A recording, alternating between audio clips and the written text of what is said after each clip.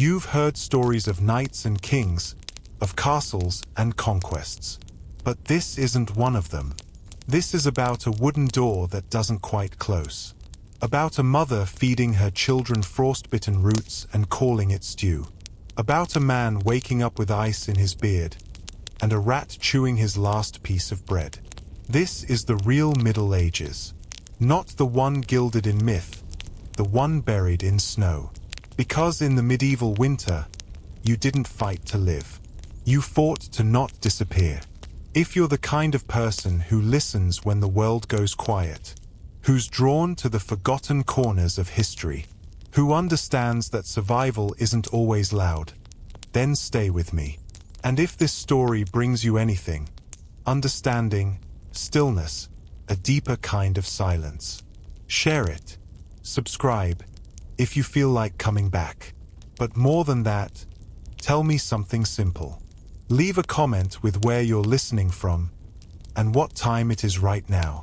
Because somehow, knowing that someone else is out there, breathing in the same quiet, makes the cold feel a little less sharp. Now, close the shutters. Wrap yourself in whatever's still dry, and come with me into the frost. Winter doesn't begin with snow. It begins with silence. It starts with the birds, not flying south, just gone. The fields fall still. The last rustling leaves cling to the branches like they know what's coming. And then the wind changes. It stops dancing through the grass and starts slipping through the walls, uninvited, like a thief testing locks. In the medieval world, the end of autumn wasn't a gentle fading of the year.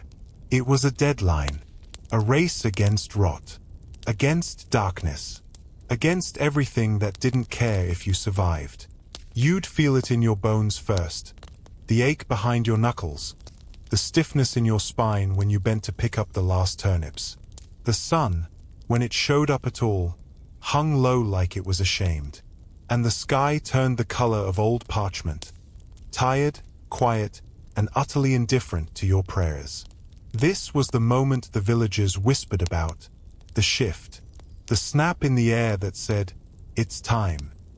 Time to seal the grain in barrels and pray no mice found it. Time to gather every scrap of wood that wasn't nailed to something important. Time to pretend your roof would hold, even if you knew it wouldn't. Because there were no second chances, no emergency shipments, no electricity, no help on the way. Only what you'd stored, only what you'd fixed, only what you'd remembered to prepare. The truth was, most people never finished preparing. There was always one more leak in the roof, one more sheep that wandered too far, one more tool left out overnight, now frozen into a useless monument to regret. And so, you stuffed straw into the cracks of the walls. You rearranged the sleeping mats so the family huddled like firewood, pressed close, not out of affection, but because body heat was the last defense against the dark. Even the animals sensed it. Chickens stopped clucking. Dogs stopped barking. Pigs stopped squealing. Everything fell quiet, as if the world itself was holding its breath. The first frost never came gently. It arrived like a trespasser, sudden, sharp, and full of intent. The ground turned hard. The water bucket grew a skin of ice. The mud you cursed last week was now your only path, frozen into ankle-twisting ridges you had no choice but to cross. You'd look up at the sky and see nothing, just clouds pressed low like an old ceiling that might fall at any minute. And then one morning, without warning, it snowed. Not a blizzard. Not yet. Just a dusting, a hush. The kind of snow that doesn't look like danger, just beauty. But in that white silence was the truth. The gate had closed. The world was sealed. And now, you had only what you'd saved. Only what you hadn't eaten yet. Only what hadn't rotted, frozen, or been stolen by rats. Winter had arrived. Not with fury, but with certainty. And in the Middle Ages, that was worse. They called it a home, which is generous. Because calling a medieval peasant house a home is like calling a soggy cardboard box a fortress. Technically true, but only from far away, and preferably in the dark. Let's start with the walls. They were made of something called wattle and daub, which sounds fancy, until you realize it's just sticks, mud, straw, more mud, and whatever was lying around, including gossip. You smeared it on, patted it down, prayed it dried before the next storm, and then hoped nobody sneezed too hard near it. Because sometimes, that's all it took to bring the wall down. A particularly enthusiastic sneeze. Insulation? Never heard of her. If warmth came in, it didn't stay. If wind came in, it moved in. The house didn't protect you from the cold. It politely introduced you to it and left the two of you alone to sort things out. The roof was thatched, which sounds cozy in fairy tales. In reality, it was just dry weeds piled in a vague triangle and held together by hope, bird poop, and the occasional chicken bone. It leaked when it rained. It collapsed when it snowed. And it whispered constantly, not in some romantic, haunted way. No, it literally whispered because mice lived in it. Birds nested in it. Insects colonized it. The ceiling wasn't over your head. It watched you sleep. The floor? Dirt. Sometimes mud. Sometimes frozen mud. Sometimes moldy straw mashed into something that smelled like feet and regret. You'd lay more straw down to soften it, which lasted approximately one family argument before it turned into a compost heap with dreams. Windows? No. At best, you had holes in the wall. Literal holes. Maybe, if you were feeling decadent, you'd stretch some oiled parchment over it, so you could enjoy the cold and the drafts and the claustrophobia at the same time. Sunlight? Optional. Privacy? A myth. Let's talk doors. They barely closed. Hinges groaned like a dying ox. The latch was a stick. If you ran out of firewood, guess what got burned next?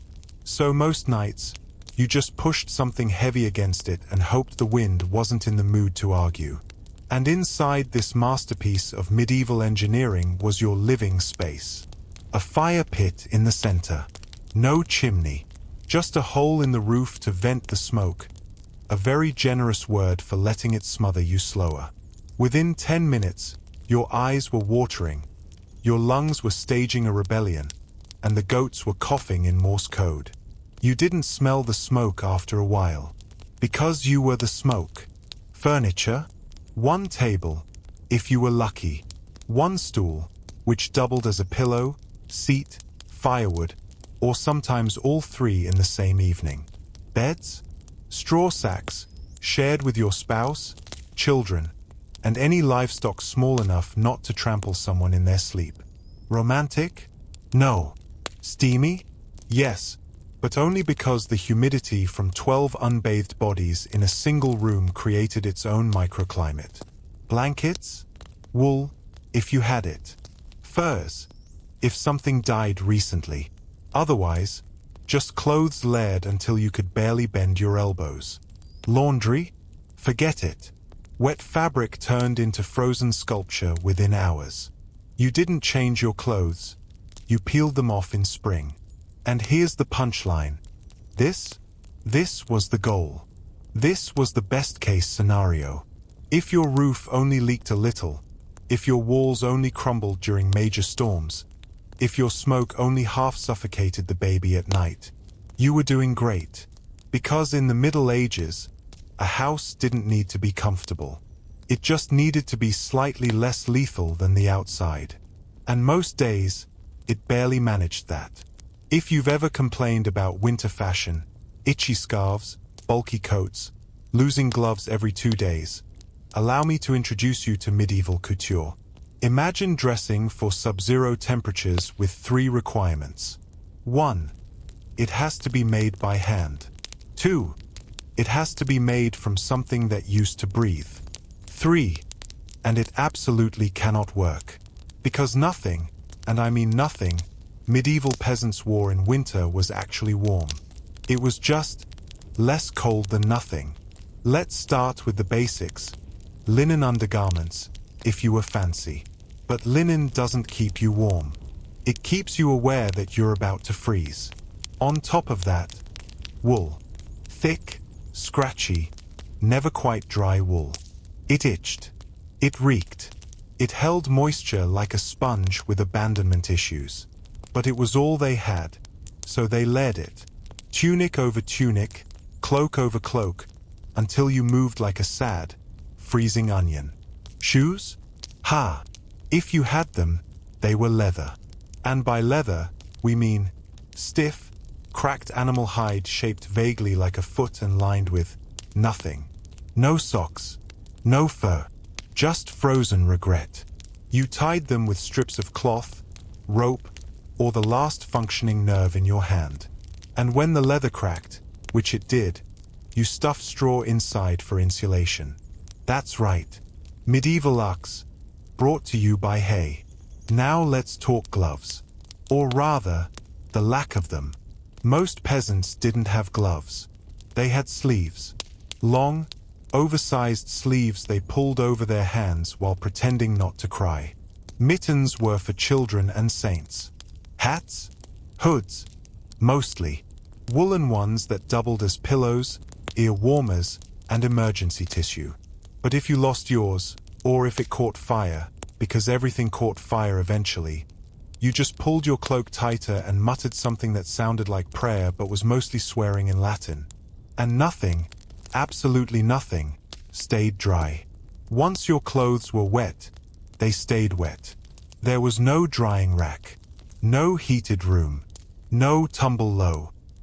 You just hung your cloak near the fire and watched it smoke like a steak. Sometimes it steamed. Sometimes it steamed back. Oh, and when you outgrew your clothes, you didn't get new ones. You passed them down. From sibling to sibling. From generation to generation. Your winter tunic might have seen more plague than you. But here's the real fun. Washing. You didn't. Not in winter. Because washing meant freezing. You bathed once a season, maybe. And your clothes bathed even less. They smelled like wood smoke, body heat, and the slow collapse of hope. But you didn't care, because you couldn't smell anything anyway. Your nose had frozen off weeks ago.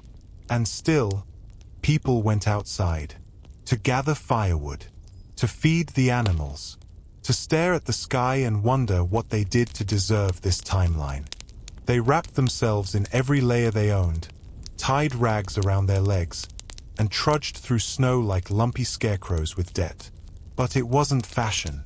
It wasn't style. It was armor. Not against enemies, but against wind. Against cold.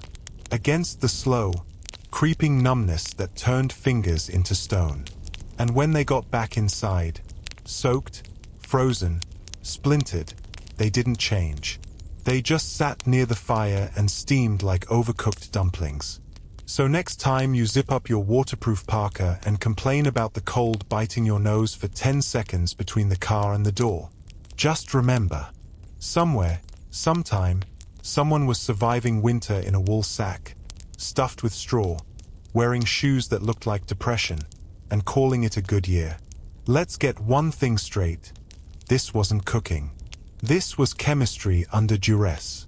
A medieval peasant kitchen in winter wasn't some cozy corner with a bubbling pot and the smell of herbs.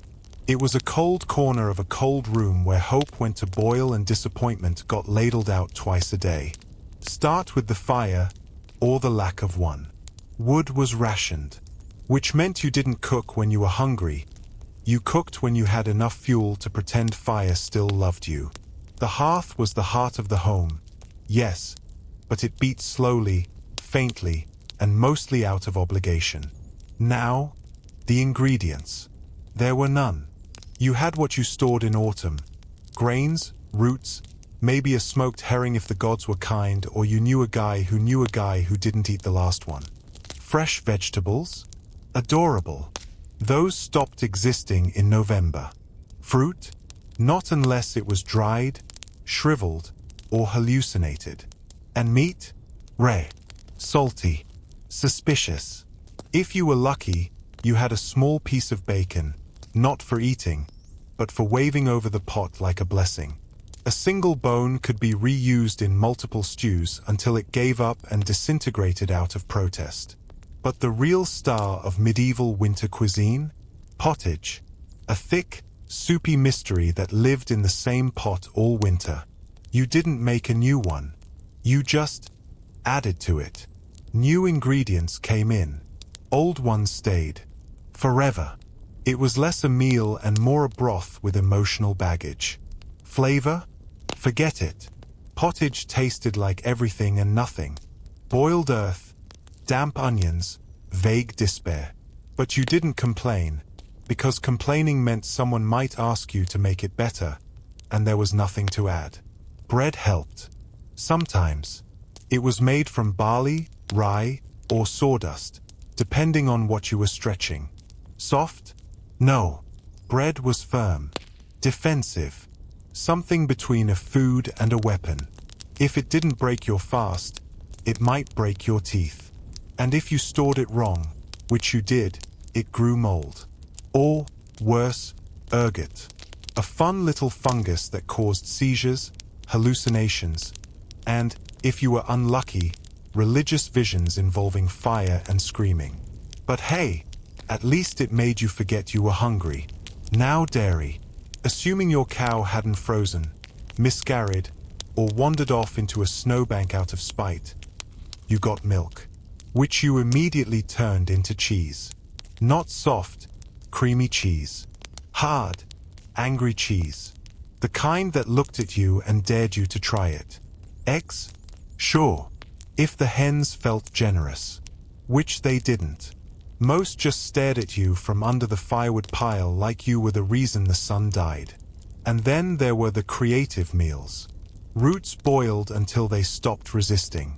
Peels turned into soup. Ash added for texture. A stew so thin it could be legally classified as water with mood. Nothing was wasted. Bones were boiled twice. Fat was saved.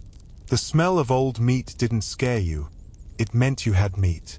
And if someone threw away food, you either questioned their sanity or married them. Because in winter, flavor was irrelevant. Freshness was a myth. And hunger wasn't a problem. It was a roommate. Loud, demanding, and always sitting at the table before you. So you stirred the pot. You scraped the bowl. You pretended the faint taste of garlic was intentional and not just embedded in the wood from 1372. You fed your kids first. You ate last. And if you were still hungry, which you were, you drank boiled water and tried to remember what fullness felt like. It didn't come, but sleep sometimes did. And that was enough. In medieval winter, survival wasn't a solo performance. It was a cramped, noisy, smelly ensemble, and your co-stars had hooves, beaks, and zero boundaries. Let's start with the basics.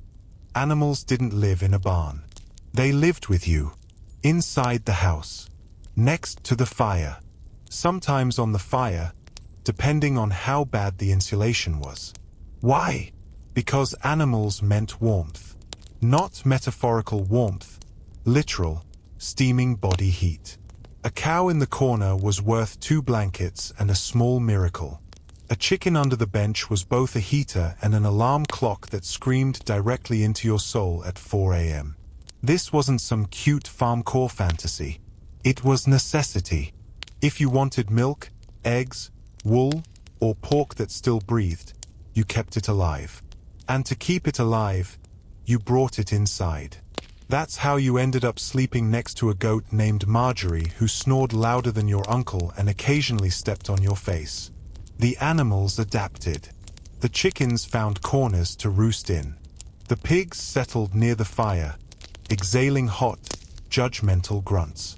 The cow claimed a wall and refused to move for anything except childbirth or an earthquake. And everyone else just tried not to step in anything warm and recent. Were there boundaries? Sort of.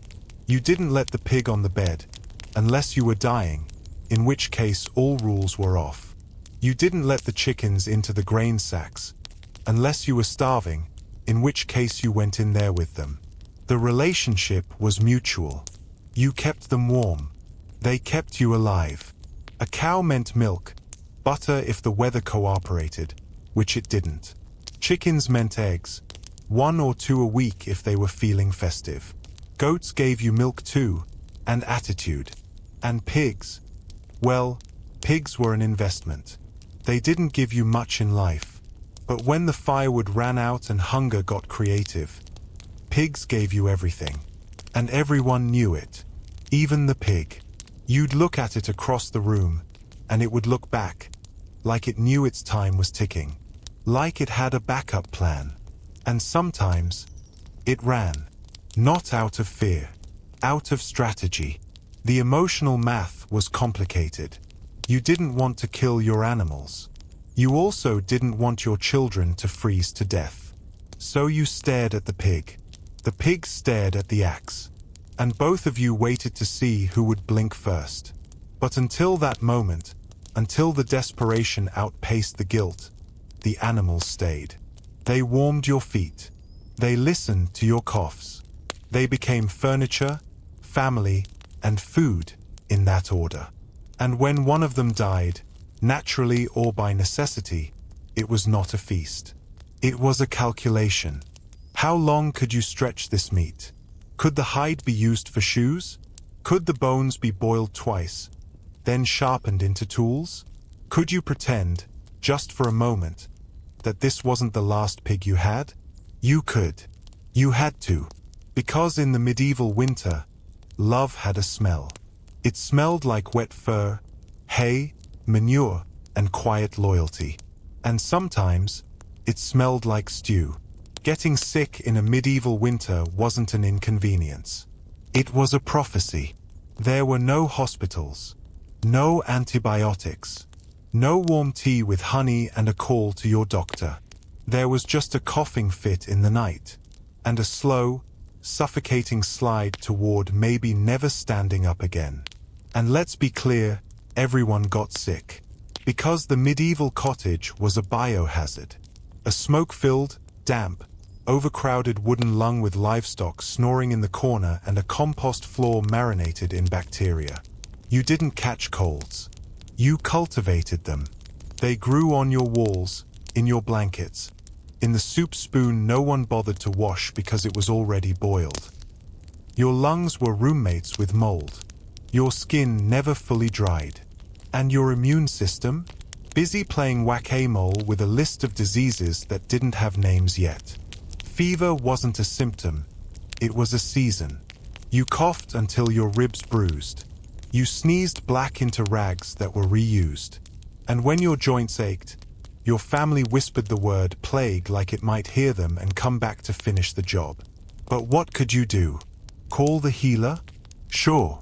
If you wanted nettle tea, dried moss, and a bleeding ritual performed by someone with the medical training of a potato. Call the priest? Even better. He'd bring holy water, suggest the illness was punishment for working on a feast day, and casually mention that confession might be a good idea, just in case. And when all else failed, you got leeches. Because nothing says advanced medical science like gluing slimy vampires to your skin and hoping your demons bleed out before you do. Let's talk treatment. First, fasting. Not by choice. By your pantry is haunted and empty logic. Then prayer, which sometimes worked, but mostly didn't. Then herbs. Boiled yarrow, wormwood, crushed bark, and hope. You drank it from a cracked clay cup while someone held your forehead and muttered, "You look better today." You didn't. They were lying. If your fever spiked, you were moved closer to the fire, not for comfort, but so you could be monitored. If you stopped talking, someone sent for the priest. If you started mumbling, someone tied charms to the beams above your bed and quietly stopped using your name in the present tense. And all of this happened in full view of everyone. Your spouse, your children, the pig. Privacy didn't exist. Dying wasn't dignified. It was public. and contagious. One cough turned into 5. A family curled tighter around the hearth and wondered whose breath would be the last warm thing they'd feel. When someone died, the body was wrapped in linen, or wool, or the best remaining blanket, which was always taken back afterward. Burial wasn't immediate. The ground was frozen. Graves had to be hacked open with picks, or the dead were stored in barns, sheds, or sometimes just covered in snow and handled later. Grief was practical. You cried, maybe, but mostly, you reorganized the sleeping arrangements and tried not to think about what they left behind, or what they might have taken with them. And if you did recover, congratulations. Your body now hurt in new and exciting ways. You were weaker, thinner, angrier at the fire for not burning hotter. And you still had to chop wood the next morning, because no one else would. In the medieval winter, sickness wasn't a test. It was a tax. And every year, someone didn't pay it in time. In medieval winter, you didn't wake up. You rebooted. There was no morning stretch. No 5 more minutes. Just a frozen ceiling staring back at you and a mental list of chores so long it made death look like a staycation. First priority? The fire. Because if the embers died overnight, so did your toes. You'd crawl, yes, crawl, to the hearth, poke the ash, and whisper threats at a pile of half-dead coals until one of them glowed in return. If not, flint, steel, and 30 minutes of prehistoric frustration with numb fingers and no patience. Firewood was rationed, damp, and often stolen by your neighbor, who you couldn't even stay mad at, because you also stole theirs last week. Then came water. It wasn't in a faucet. It was in a frozen stream 50 paces away through ankle-deep snow. You'd carry a heavy wooden bucket over a slippery path that doubled as a medieval slip and slide of doom. You slipped. You swore. You fetched again. Once back inside, hands blue, socks questionable. You boiled the water. Not for tea. To make it less deadly. And that was just the warm-up. Next, animals. They were loud. They were hungry. They didn't care that you were hallucinating from fever. You scraped together scraps of frozen hay, crumbled root peels, and possibly yesterday's dinner you dropped and decided not to talk about.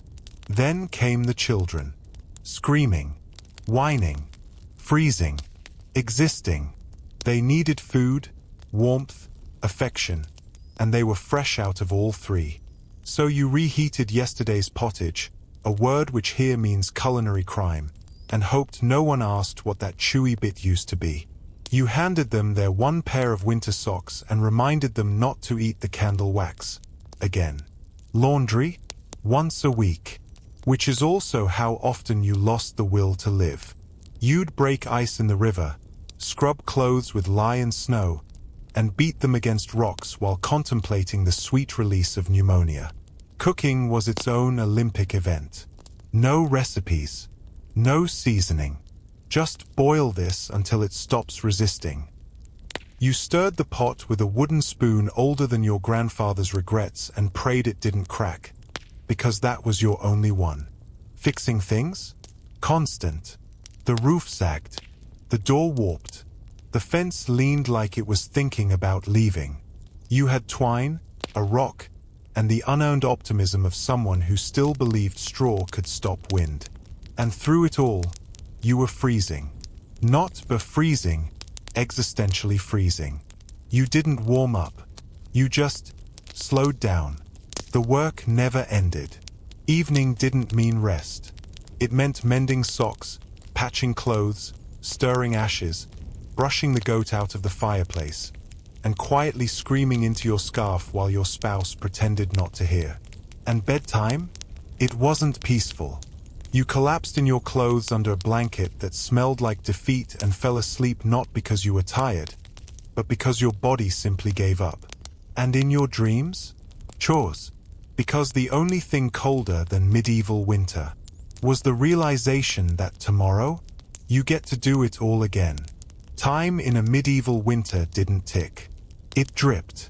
It was a slow, dull leak in the ceiling of existence, one cold second at a time. There were no clocks, no calendars, no helpful reminders that spring is only 97 days away. Just the same gray sky, the same creaking rafters, and the same question echoing inside your frost-bitten brain. What day is it? And the answer was always the same. Still winter. The sun, when it remembered to show up, rose like it had been up all night drinking. It barely climbed the sky, just hovered at the horizon like it was contemplating quitting altogether. And then it left. Early. Every day. You'd light a candle, then blink, and it was night again. Endless, shapeless night. Not mysterious. Just rude. The days were short, but they felt eternal. You'd do chores in the morning, blink, and suddenly it was still morning. Because the next thing on your to-do list was the exact same thing you did yesterday, and the day before, and forever. Time became a circle. Not a clean one. A muddy, cracked, hay-stuffed loop that kept dragging you through the same routine in different layers of damp. You measured it in absurd units. How many logs left? How many eggs this week? How many spoons of pottage before someone cries? No holidays. No birthdays. No big game Sunday. Just Saint Someone's Day, which meant mass, fasting, and probably worse soup. There were no seasons. Only cold, colder, famine, and mud. And when nothing was urgent, no birth, no death, no pig escaping the house again, what filled the hours? Waiting. Waiting for the sun to rise. Waiting for the stew to simmer. Waiting for your feet to warm up, which they never did. Waiting for someone to say something that wasn't pass the bread or don't step there. You Saturday. You spun wool. You mended socks. You stared at the wall and contemplated whether the crack above the fire looked more like a saint or a sad donkey. Sometimes you told stories, usually the same 3. Sometimes you played games, usually who can find the rat first. Children were restless. Adults were resigned. And the elderly just stared into the fire like they were trying to remember if it had always been this small. And here's the cruelest part. Even doing nothing made you tired. Because it wasn't rest, it was rot. A slow erosion of joy, motion, memory. The days stretched like old wool, fraying, sagging, refusing to snap. And then, one morning, it was still winter. So you folded the blanket. You stirred the pot. You poked the fire. And you waited. Because in a medieval winter, time wasn't your enemy. It was just the only thing that never ran out. When everything else froze, cracked, or stopped moving, faith kept going. Not because it worked, but because it was the only thing left that didn't require firewood. Religion in medieval winter wasn't comfort. It was compliance. You went to Mass not because you were devout, but because not going got noticed. And in a village with walls made of straw and ears made of suspicion, that was dangerous. The church stood in the center of town like it owned the weather, a stone building colder than the outside, with pews that felt like penitence and sermons that lasted longer than your last good meal. The priest? He wasn't warm. He was wrapped in 5 layers of holy fabric, preaching about humility while sipping imported wine and sitting near a fire you weren't allowed to stand too close to. He'd tell you suffering was holy. That frostbite was character building. That hunger was a gift from God, just delivered without wrapping paper. And you nodded. Not because you believed him, but because you knew the church kept records. Tithes were collected with the same enthusiasm you reserved for spotting rats in the grain bin. 10% of everything, even if you were living on memories and salted regret. Skipped Mass? Noted. Worked on a feast day? Noted. Muttered something after stubbing your toe that vaguely resembled blasphemy? Definitely noted. And if your child coughed too much, or your bread rose too fast, or your cow gave birth to something with more than the standard number of limbs, well, it might not be God testing you. It might be you testing God. And the priest would be happy to remind you, loudly, publicly, and with enough Latin to sound legal. But for all its hypocrisy and frostbitten moral superiority, religion also filled the silence. It gave structure to shapeless days. It gave you saints to pray to when your toes turned purple. Saint Apollonia for toothaches. Saint Blaise for sore throats. Saint Jude for lost causes, also known as your winter. Candles were lit. Prayers were whispered. Holy water froze in its bowl, but hope stayed liquid, barely. You tied charms to your children's belts. You marked crosses above the hearth with soot. You mumbled Hail Marys into your soup and hoped they counted. Because when the sky gave nothing, the land gave nothing, and your neighbors gave side-eye and fungus, faith was all you could still give yourself. Not joy, not certainty, but rhythm. A place to put the ache. A name to blame when the frost came through the roof and took the last of your firewood and the will to argue. And when someone died, which they did, often, the priest returned. Readings. Ash. Ice on the floor. The ground was too hard to bury the body, so it waited, like everyone else, for spring. You prayed it wouldn't attract wolves. And maybe, just maybe, you believed a little.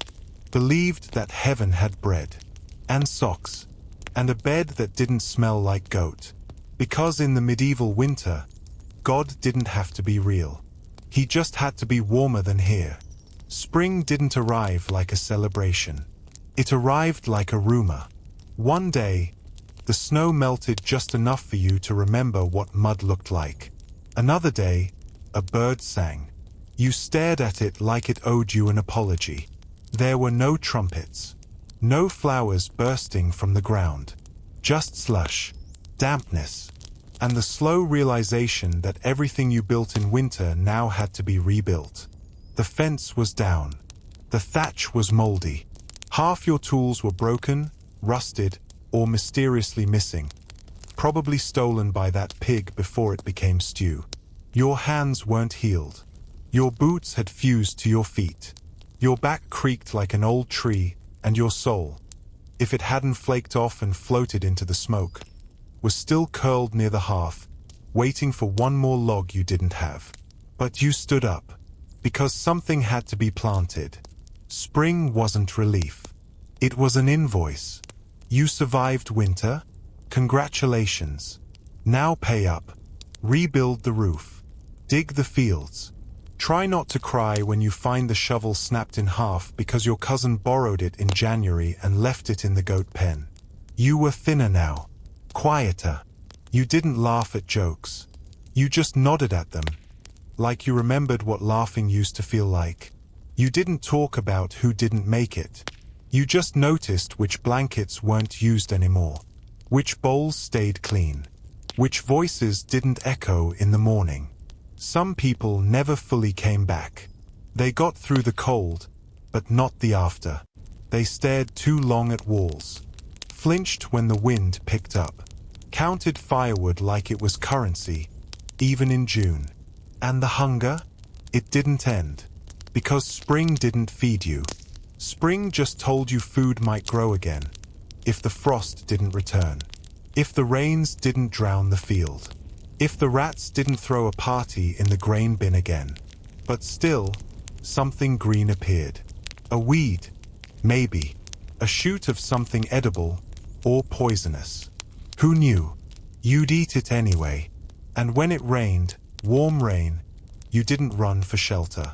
You stood in it, let it hit your face, because it didn't freeze. And that felt like a miracle. You patched the holes. You planted the seeds. You told your child this year would be better, even if your voice cracked halfway through the lie. Because medieval survival wasn't victory. It wasn't glory. It was presence. It was breath. It was waking up one more time than the cold tried to stop you. And in a world that wrote no songs about peasants, where no statue bore your name, and no book remembered the way your fingers bled in January, surviving winter was your legacy. It was your anthem, hummed quietly in the fields while the mud clung to your ankles like the memory of frost. You didn't conquer the season. You just outlasted it. And that, in the Middle Ages, was enough. And just when you thought the cold had done all it could, it reached a little deeper. Beyond houses, beyond hunger, beyond memory, into the ice itself, where time didn't pass, it paused. And there, under 5,000 years of silence, someone was waiting. He didn't build castles. He didn't write books. He didn't survive the winter. He became part of it. His name? Ötzi. But he didn't choose it. The ice did. You don't go hiking in the Alps expecting to trip over a corpse. At least, not one that's been dead for 5,000 years. But in 1991, two German tourists, Helmut and Iceman, were doing the kind of wholesome thing that makes you feel superior to everyone who stayed home eating chips on the couch. Mountain hiking. Snow. Ice. Thin air. Oxygen-deprived decisions. They were about to wrap up their little glacier date when they noticed something strange poking out of the ice. Not a rock. Not a piece of equipment. Something disturbingly human-shaped.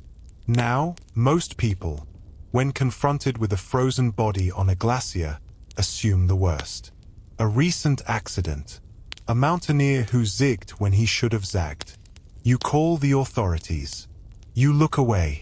You try not to vomit on your boots. But Ötzi? He wasn't recent. He was prehistoric. He was the world's coldest cold case. And the best part? Nobody realized it at first. The body was so well preserved, so leathery, so unsettlingly intact, that everyone assumed he was a lost climber from a few decades back. It took days, and multiple failed recovery attempts involving jackhammers, pickaxes, and a stunning lack of patience, before someone went, "Wait, this dude has a copper axe, and his shoes are made of hay." By then, they'd already done what any responsible tourist would do. Pulled him halfway out of the ice, damaged half the scene, and posed for a few photos. Because if you're going to desecrate an ancient burial, you might as well get a souvenir. The body, later named Ötzi, after the Ötztal Alps where he was found, was eventually lifted out of the ice with the kind of reverence you usually reserve for digging up a garden hose. Wrapped in plastic, shipped like a soggy burrito, and handed over to science. What followed was part autopsy, part archaeological fanfare, and part what the hell are we looking at? Because Ötzi wasn't just old. He was perfectly old. Mummified by glacier conditions so pristine, his stomach contents were still identifiable. His skin still had tattoos. His last meal was still halfway digested. Imagine dying in agony, collapsing in a frozen valley, and waking up in an Italian lab 5 millennia later with strangers scanning your genitals and tweeting about your lunch. That's Ötzi's legacy. And the kicker? Nobody even knows how he got there.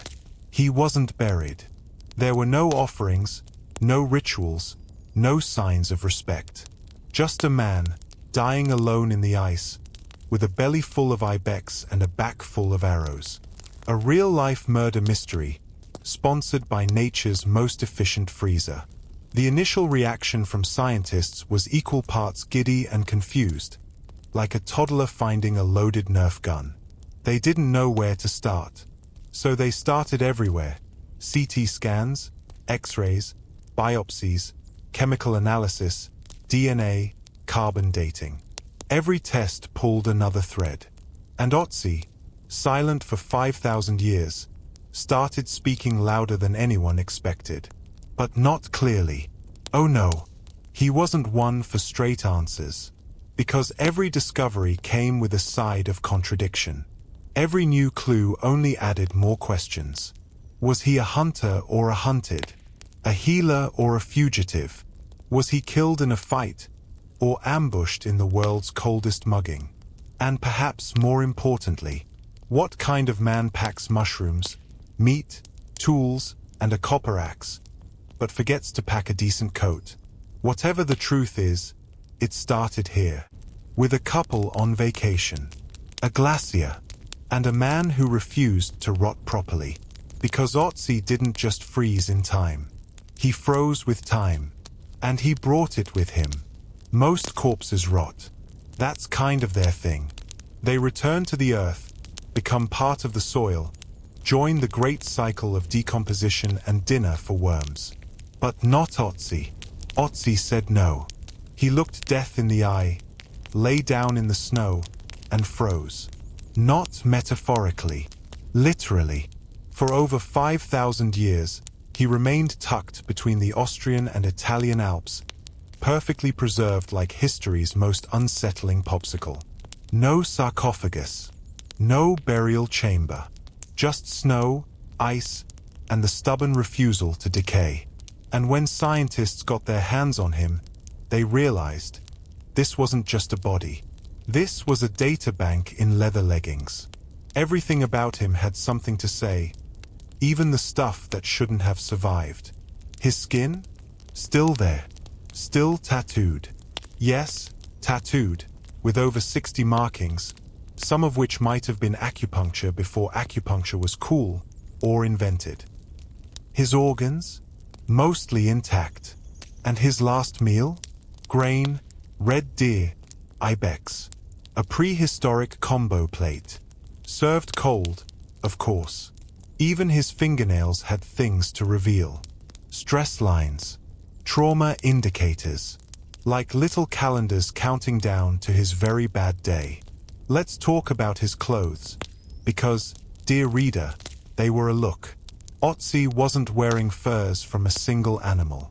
No, that would have been boring. He cobbled together a survival chic outfit made from at least 5 different species. Goat leggings. Bear fur hat, grass-lined shoes. He looked like a taxidermy experiment that escaped. But it worked. He made it up into the mountains. He survived long enough to eat, travel, and probably offend someone important enough to shoot him in the back. His tools were equally impressive. A copper axe, not some crude Stone Age relic, but a legit metal weapon. Which, for context, was like carrying a smartphone in a world where everyone else still used smoke signals. That axe alone rewrote history books. Until Ötzi, historians believed that copper smelting hadn't reached Alpine Europe yet. Turns out, Ötzi was strutting around like the prehistoric Tony Stark while the rest of us were drawing stick figures. Then there was his quiver, full of half-finished arrows. A sign that maybe he was in a hurry, or lazy, or very confident. Either way, it didn't save him. But even his death defied the rules. This wasn't a peaceful, I'm going to lie down and drift away kind of passing. No, Ötzi died hard. He had a deep cut on his hand, defensive wound.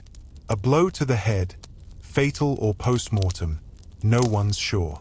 And most dramatically, an arrowhead lodged in his left shoulder, severing an artery. He was bleeding out on the side of a glacier, possibly crawling, possibly fighting, definitely not chilling. And then, the snow fell. And then, everything stopped. Nature took over. The snow pressed him down. The freeze dried him out. The wind buried him in silence. And for 5 millennia, he became a secret. A human footnote frozen between 2 rocks. Until someone's hiking boots accidentally rewrote history. Ötzi wasn't just old. He was informative. He was a messenger sealed in permafrost. And when we found him, the message was still fresh. Not in smell, God no, but in clarity. He told us what he ate, what he wore, how he bled, and what survival looked like when survival meant everything. So yes, his body defied time. But more than that, It humiliated it. Let's get one thing straight. We know how Ötzi died. We know what he ate, wore, carried, and how bad his back pain was. But we don't know who he was. Not really. And that's where things get deliciously speculative. Because when science runs out of data, humanity steps in, armed with imagination, a PhD in overthinking, and a desperate need to make sense of ancient silence. Some say Ötzi was a hunter, a solitary mountain man, stalking prey across the ridges, armed with arrows and a questionable sense of direction. Others say he was a shaman, a spiritual leader, a tattooed healer, half mystic, half scientist, climbing the glacier for visions or rituals or to drop some psychedelic mushrooms and vibe with the spirits. And then there's the more dramatic theory that Ötzi was on the run. The wounds, the half-finished arrows, the defensive cut on his hand, the lack of burial. This wasn't a man who died in peace. This was a man who died with unfinished business. Some suggest political exile. Maybe he crossed the wrong tribal chief. Maybe he slept with someone's wife. Maybe he just had too nice of a copper axe and someone got jealous. We'll never know. But that hasn't stopped the theories from multiplying like prehistoric bacteria. There's the revenge theory, he was ambushed for betrayal. The sacrificial theory, he was chosen, marked, and offered to the gods via high-altitude hypothermia. The ritual climb theory, he went up to the mountains as part of a coming-of-age, got injured, and never came back. And then there's the midlife crisis but make it fatal theory.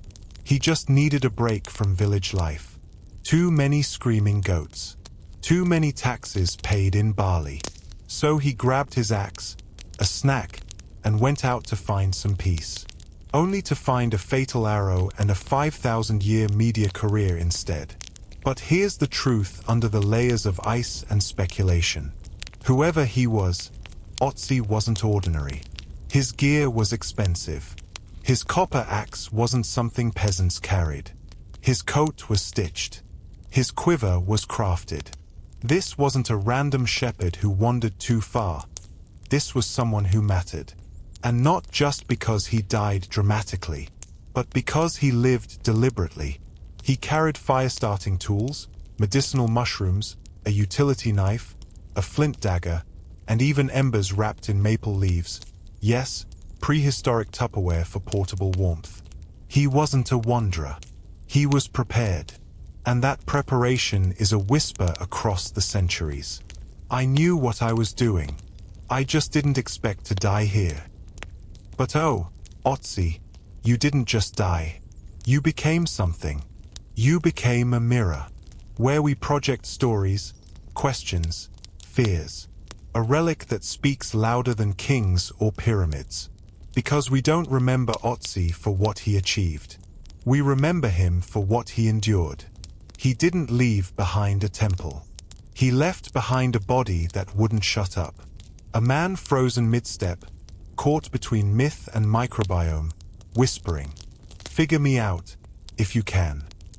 And 5,000 years later, we're still trying. When they found Ötzi, he wasn't naked, cleansed by time, or lying in some artfully tragic museum pose like other mummies. No, Ötzi died carrying too much. Literally. His frozen corpse, curled between two rocks like a secret that never made it home, was surrounded by objects, tools, scraps, pieces of survival, as if he'd packed for a weekend hike and accidentally stumbled into eternity. And everything he carried became a checklist, a prehistoric inventory, a to-do list for not dying, which, of course, he failed at spectacularly. Let's start with the so-called backpack. Now, calling it a backpack is generous. It was more like a primitive exoskeleton made of bent sticks and sad leather straps. There was no zipper, no ergonomic padding, no logo stitched by Himalayan monks. Just a frame. Maybe it once held something important. Maybe it was meant to carry food, gear, dreams. Or maybe Ötzi was halfway through building it when the glacier said, That's enough. Then there was the axe. Oh, the axe. Not a stone tool. Not a club. A copper-bladed axe with a U-wood handle and a design so sophisticated it made archaeologists cry into their carbon dating kits. Before Ötzi, no one thought copper metallurgy had reached the Alps that early. Then this leathery man rose from the ice like a prehistoric tech bro, flexing a blade that rewrote entire chapters of European history. This wasn't some ceremonial object. It had wear marks. It had edge nicks. It had use. It wasn't just beautiful. It was effective. Which makes you wonder, why didn't he use it when it mattered? Next came the quiver, slung across his back like the saddest testimony to unfinished business. Inside, 14 arrows. 2 were fully made. The rest? Just shafts.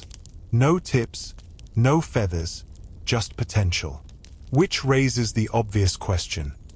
Was Ötzi a perfectionist or a procrastinator? Was he in a rush, fleeing, crafting on the go? Or was this his version of multitasking? Starting arrows and never quite finishing them, like a prehistoric inbox full of half-written regrets? The bow, nearly 2 meters long, was also unfinished. Unstrung. Useless in a crisis. Which, again, makes his death seem less like a tragic ambush and more like the universe staging a very elaborate lesson in do it now, not later. And then there was the pouch, tied to his belt. Inside, flint, a scraper, a drill, a bone awl, bits of antler, and fungus, specifically, a birch parleypaw mushroom with known antibiotic properties. Yes, Ötzi carried his own meds. Because even 5,000 years ago, the smart ones packed their pharmacy. He also had a fire-starting kit, complete with tinder fungus and shards of pyrite, a Stone Age lighter in his hip. The man wasn't reckless. He was prepared. Just not prepared enough. And here's where it gets dark. Lodged in his left shoulder was an arrowhead. Not one of his. A stranger's. Fired from behind. It pierced his flesh, severed an artery, and started the countdown. Whoever shot it didn't stick around to watch. Or maybe they did. Maybe they thought the cold would finish the job. And they were right. The arrow stayed in. The wound never healed. And Ötzi, burdened with gear and blood loss, collapsed beneath the sky, his tools still strapped to him, his life leaking into the snow. The tragic punchline? Nothing he carried saved him. Not the axe. Not the arrows. Not the medicine. Not the fire kit. Not the careful preparation or stitched-together survival strategy. He had everything, except an escape plan.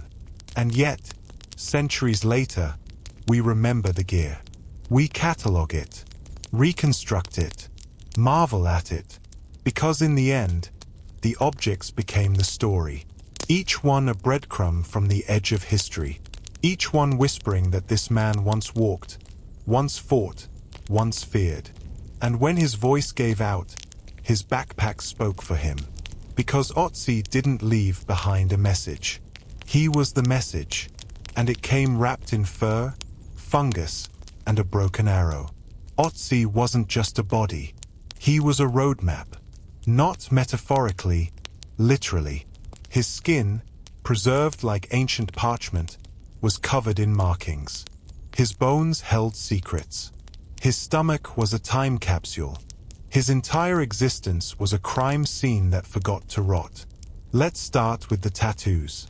Yes, tattoos. Over 60 of them.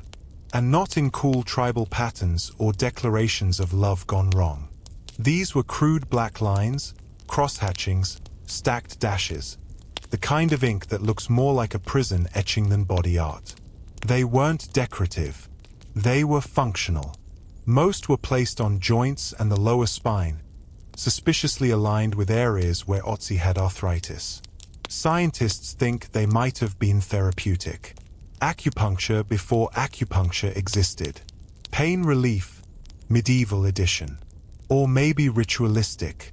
Or both. Because when your knees hurt and the gods are moody, you try everything. His body also bore scars, some healed, some fresh. A cut on his hand, deep and defensive. The kind of injury you get when you're holding a blade, or trying not to die. That one hadn't healed. It happened hours, maybe minutes before the arrow found his back. Then there were older wounds. A lifetime of scrapes, bruises, impact trauma. Ötzi had been through things. His body was a resume of survival, scratched in blood and collagen. But scars and ink weren't the end of it. Ötzi's insides were just as busy. His intestines, yes, they were still there, were home to whipworm, a parasite that causes stomach pain, malnutrition, and general feelings of why me. He had gallstones, hard, little reminders that even ancient men had to suffer through tiny, sharp betrayals of their own bodies. His teeth were ground down, not by age, but by grit, literally. His food had so much stone dust in it from grinding grains with rough tools that every bite was basically edible sandpaper. His fingernails had Bow's lines, ridges that mark periods of extreme stress or illness. His lungs? Charcoal gray, decades of smoke inhalation from indoor fires, shared huts, and possibly one too many evenings spent too close to the pit. His joints showed signs of chronic pain, especially in the hips and knees. Not from one injury, from life. Long walks, hard climbs, carrying everything he owned while trying not to freeze or die. And the cherry on top? His stomach still had food in it, undigested. He'd eaten a full meal, ibex meat, einkorn wheat, maybe some herbs, less than an hour before his death. A man who had just refueled, just sat down, just tried to keep going. You can almost see it, can't you? He finishes eating, his stomach still warm. He stands. Something catches his eye. A sound, a movement. He turns, and that's when the arrow hits. His body tenses. His blood spills. He stumbles, alone. Every scar he earned, every line inked into his flesh, every parasite clinging to his gut, all of it now hurtling into history. And yet, Ötzi endured. Not in the breathing sense, that part ended rather dramatically, but in preservation. In data, in narrative. Because while kings left monuments and pharaohs left gold, Ötzi left himself. In full detail, worms, ink, and all. He wasn't a hero. He wasn't a villain. He was human. And sometimes, being human means dragging your bad knees up a mountain, eating dried meat in the cold, and dying with enough physical evidence to make future scientists squeal like kids in a candy store. So yes, Ötzi had scars. He had tattoos. He had worms. But most of all, he had the audacity to survive long enough to be remembered. And isn't that the point? You'd think that after 5,000 years, we'd have a pretty clear idea of how someone died. Not with Ötzi. His death is like a bad novel. Too many clues, not enough closure. A violent end, half a dozen possible motives, and a setting so dramatic it feels scripted by nature itself. He didn't die in a hut, in bed, surrounded by family. He died alone, in a freezing mountain pass, with an arrowhead in his back and a story that refuses to sit still. Let's start with the obvious, the arrow. It entered from behind, piercing his left shoulder and severing a major artery. Fatal. Fast. Messy. No bandaging, no healing, no second act. That arrow didn't just wound him, it shut him down. Which tells us something crucial. This was a surprise. A strike delivered when Ötzi wasn't ready. Not in battle. Not in defense. Just mid-step. A shot in the back. The universal gesture of betrayal. But that's not all. Ötzi also had blunt trauma to the head, a brain bleed. Some say he fell after being shot. Others say someone came close and finished the job. Either way, it wasn't pretty. No poetic last words. No dramatic monologue. Just blood in the snow, rapidly cooling. And let's not forget the cut on his hand. Deep, defensive, inflicted earlier, probably the day before, which suggests a previous encounter, maybe a fight, maybe a robbery, maybe an argument that turned into a chase. He didn't just walk into death. He ran into it, one step at a time. Now here's where it gets spicy. His gear was untouched.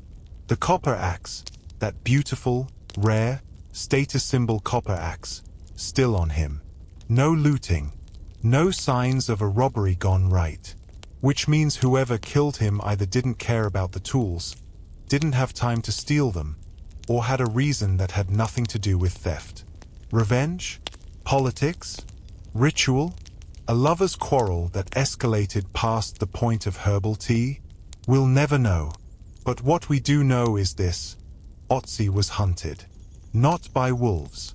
By someone with aim, intention, and either a very quiet conscience or no conscience at all. And he was alone. No signs of companions. No tracks from others. Just one man, climbing into the silence with unfinished arrows, a full stomach, and enemies somewhere behind him. And maybe that's the part that stings the most. Not the arrow, not the fall, but the loneliness. Because Ötzi didn't die as a warrior, surrounded by comrades. He died as a warning, surrounded by ice. The cold didn't kill him. A person did. And as he bled out on that ridge, with snow creeping in, sky fading, and tools still strapped to his back, he left behind not just a body, but a question. Why? Why him? Why then? Why like that? We'll never know for sure. But maybe that's the point. Ötzi's death isn't a solved case. It's an echo. One final mystery etched in the frost, waiting for someone to make sense of it all. But so far, all we've made is theories. And footprints. Ötzi didn't live in a vacuum.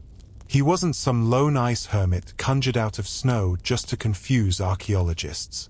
He belonged to a world, one with rules, rhythms, tools, fears, and the occasional ritual involving mushrooms and smoke. And to understand Ötzi, you have to understand his world. Not just the cold mountains where he died, but the civilization, however rough-edged, that shaped the man beneath the fur and fungus. Start with the setting. The Alps. Not ski resort Alps. Not cocoa by the fireplace Alps. Raw, jagged, climb or die Alps.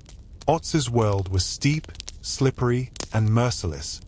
A natural obstacle course designed to separate the living from the no longer living with clinical efficiency. And yet, people lived there. In valleys. Along ridges. Between forests and stone. They farmed. They herded goats. They made pottery that wasn't terrible. They moved between seasons, planting, harvesting, surviving. No written language. No kings. No pyramids. Just huts, smoke, barley, and the daily business of not freezing to death or getting trampled by your own livestock. But it wasn't primitive. It was early. Early and evolving. Because by Ötzi's time, roughly 3,300 BCE, humanity had figured out fire, thread, and how to take shiny rocks and melt them into status. Copper was on the rise. Not everywhere. Not for everyone. But for the lucky few, it was prestige. Power. A weapon. A miracle. And Ötzi had it. That axe he carried? It wasn't just a tool. It was a statement. A copper MIC drop. Proof that he wasn't just any goat-chasing peasant. He had access. Knowledge. Maybe even influence. Which made him important, or at least visible. And visibility, back then, was just another word for target. But the world around him wasn't just metal and mud. It was spiritual. Ötzi's people lived close to the land. Too close. When your roof is bark and your floor is dirt, nature isn't a backdrop, it's a roommate. And when things go wrong, the crops fail, the cow dies, your child coughs blood under a full moon, you don't blame bad luck. You blame the spirits, the wind, the ancestors, the invisible. So you act accordingly. You burn herbs. You wear charms. You tattoo your joints to chase away pain. You carry mushrooms not just for food, but for rituals. And you climb mountains, sometimes not to escape, but to connect. Higher altitudes meant thinner air, closer gods, fewer distractions. Ötzi may have been on a pilgrimage, a rite, a mission, or a flight. And honestly, back then, it was hard to tell the difference. His world was small, but vast. No cities, but hundreds of miles of forest paths and alpine routes, winding between tribes, scattered settlements, and unspoken territories. Trade existed: salt, flint, copper, stories, passed hand to hand, long before coins were a thing. And with trade came tension. Not full-scale war, yet, but skirmishes, ambushes, accusations of theft, bad blood over borders that weren't on maps, because there were no maps, just memory, and memories, like snow, drift. So Ötzi's world was delicate, balanced between survival and superstition, between progress and paranoia. A world where knowledge was priceless, but too much of it could make you a threat. Where a man with a copper axe and a pouch of fungus could be healer, leader, or walking target. It wasn't a golden age. It was a frozen one. And inside it, Ötzi moved, not like a king, not like a warrior, but like someone carrying meaning, carrying purpose, carrying something others wanted or feared. Because in his world, mystery was power. And power didn't last long. Ötzi didn't ask to be famous. He didn't leave a will. He didn't hire a publicist. He didn't stage his death at the perfect altitude for preservation and mystery. He simply collapsed in the wrong place, at the wrong time, or maybe the right one, depending on how much you enjoy becoming a museum centerpiece for eternity. For over 5,000 years, he was silent. Perfectly, utterly, beautifully silent. The ice didn't just preserve him, it protected him. From scavengers, from rot, from time. A human pause button frozen under layers of snow, tucked between ridges like a forgotten warning. And then one day, the world found him. Or rather, two German tourists with a knack for bad timing and a gift for stumbling into history. They saw a body. The world saw a phenomenon. And Ötzi's piece was over. Because nothing ruins a good death like attention. Suddenly, this quiet man from a forgotten age became the loudest voice in archaeology. Everyone wanted a piece of him. Literally. CT scans, biopsies, DNA swabs, skin scrapings. At one point, scientists even reconstructed his face.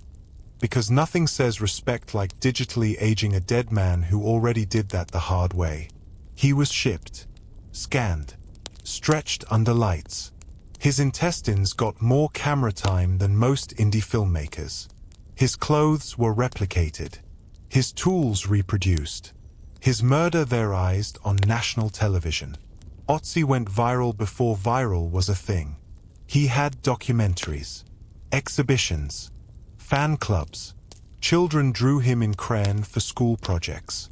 Adults debated whether he was a shaman or just very, very unlucky. There were books, novels, films, t-shirts, even a comic strip. Because nothing says immortality like merch. And still, through all of it, Ötzi didn't speak. He never asked to be decoded. Never consented to the thousands of strangers peering into his gut bacteria or measuring the length of his femur for fun. But the world couldn't help itself. Because Ötzi wasn't just a mummy. He was a mirror. We saw in him whatever we needed. A healer, a hunter, a holy man, a fugitive, a symbol of resilience. A reminder that human suffering didn't start with taxes or traffic. It started long before. He was ancient, yet familiar. Foreign, yet intimate. And in that strange in-between space, we projected every story we've ever told ourselves about what it means to endure. And while he said nothing, we spoke for him. We wrote his biography. We filled in the blanks. We imagined his thoughts, his fears, his final moments. We made Ötzi human, because it made us feel closer, safer, like maybe if we understood him, we could understand how to survive the ice of our own time, the loneliness, the cold, the silence. But of course, fame has a price.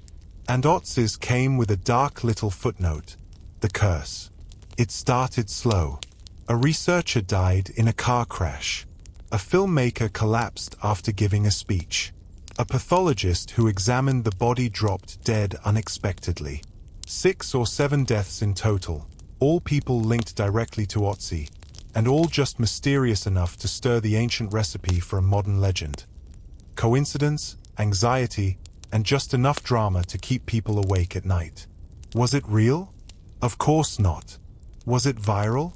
Absolutely. Because nothing fuels fascination like the whisper that something doesn't want to be found. And Ötzi, if nothing else, had been found. Overexposed. Overanalyzed. Over-everythinged. He became more than a man. He became content. But in the end, beneath the headlines, the curse theories, the museum lights and documentary drones, Ötzi remains what he always was. A man who walked into the mountains and never came back. He didn't seek fame. He sought something else, warmth, escape, ritual, clarity, and found only silence. It's the world that made him famous. The world that turned his quiet end into an endless echo. And sometimes, in that museum in South Tyrol, where he now rests behind glass under soft lights and sterile whispers, you have to wonder. Did he win? Because while everyone else from his time vanished without a trace, forgotten in soil, ash, river, rot, Ötzi stayed. Frozen, intact, unwilling to fade. He didn't just outlive winter. He outlived everything. Every good archaeological discovery comes with a legend. You find a tomb? There's a curse. You disturb a mummy? Something follows you. You open a coffin that's been sealed for 5,000 years? You sneeze once and everyone panics. So it was only a matter of time before Ötzi, the most well-preserved inconvenience in Alpine history, got his own curse. At first, no one noticed. A researcher died.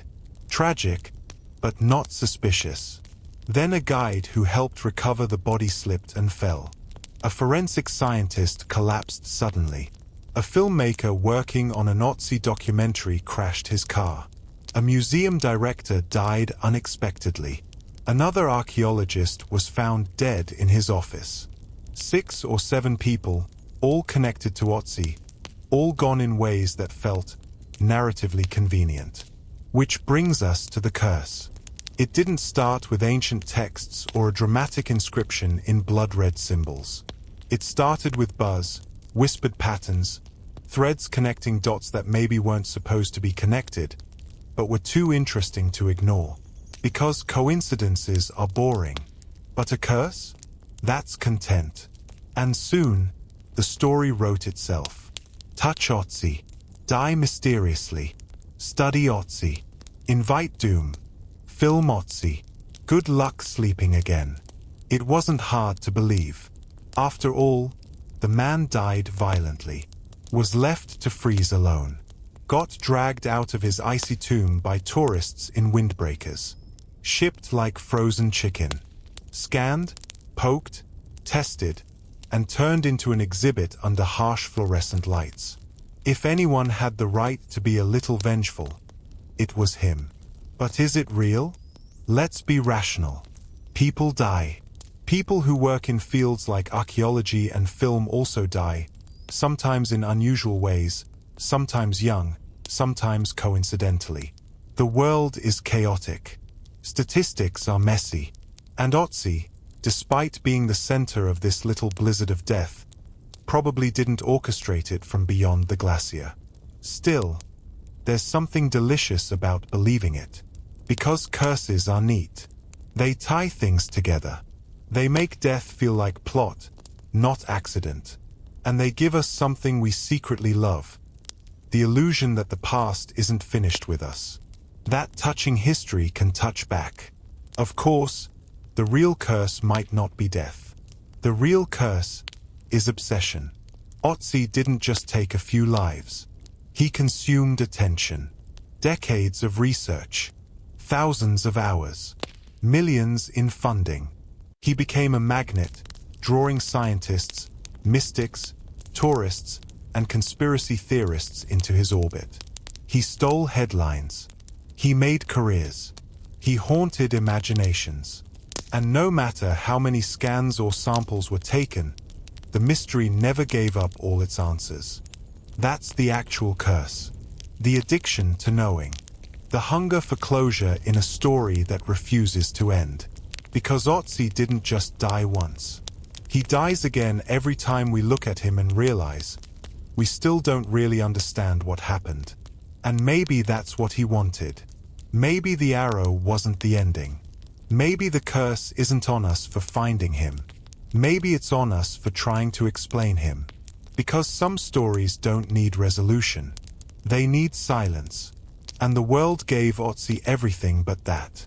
After all the scans, all the theories, all the lectures and documentaries and 3D reconstructions, you'd think we'd have heard everything Ötzi had to say.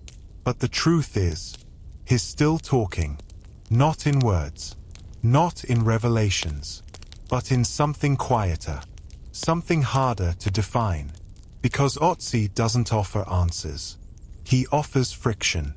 That feeling you get when ancient silence brushes up against modern noise and neither side knows what to do with the other. You look at him, leathery, twisted, jaw slack with death, and somewhere between the preserved fingernails and the copper axe, you feel it. He's not just a body. He's a reminder, a glitch, proof that history isn't buried, it's waiting. And what does he say? He says we were never simple. That even 5,000 years ago, we were crafting, fighting, eating, hurting, healing, and asking questions no one could answer. He says death is never clean. That sometimes it's a surprise in the back, or a fall on the rocks, or a slow bleed in the snow. And even if you carry tools and knowledge and a full belly, it won't save you. He says survival doesn't mean you lived well. It just means you made it a little longer than someone else. That your clothes lasted. Your bones held. Your blood froze before it could disappear. He says memory is unpredictable. That you can live an entire life in silence, only to be screamed into by the future. Dissected, displayed, dissected again. He says we haven't changed as much as we like to think. Because we still climb too high. Still trust the wrong people. Still carry too much. Still leave behind unfinished things. Still wonder, too late, what we forgot to do. And still, we want to be understood. Even if we never say it. Even if we freeze first. Maybe that's the part that matters most. Not the tattoos. Not the fungus. Not the way he died. But the fact that when he died, he left enough. Enough to provoke us. To haunt us. To teach us. And maybe that's the only legacy any of us ever really get. To be felt. To be noticed. To outlast the wind for one more winter. So what does Ötzi still have to say? Only this. I was here. I mattered. And I refused to disappear quietly. And 5,000 years later, we're still listening. We've trudged through the mud of medieval winters, walked with a murdered man across glacial silence, and now we arrive at fire. Not warmth, but destruction. At the edge of a library. At the edge of a civilization. At the end of a woman who knew too much and dared to say it out loud. Before the fires. Before the mobs. Before the screams bounced off marble walls and books turned to ash mid-sentence, there was silence. Not absence. Reverence. The kind of silence that only exists in places where thought is sacred and ignorance is still considered impolite. A hush made of scrolls, starlight, and the gentle scratch of quills trying to outlive mortality. Welcome to Alexandria. Not the Alexandria of tour brochures or movie sets. The real one, brilliant, fractured, dangerous. A city balanced on a knife edge between enlightenment and extinction. And in the middle of this Libera-flanked volcano stood a woman.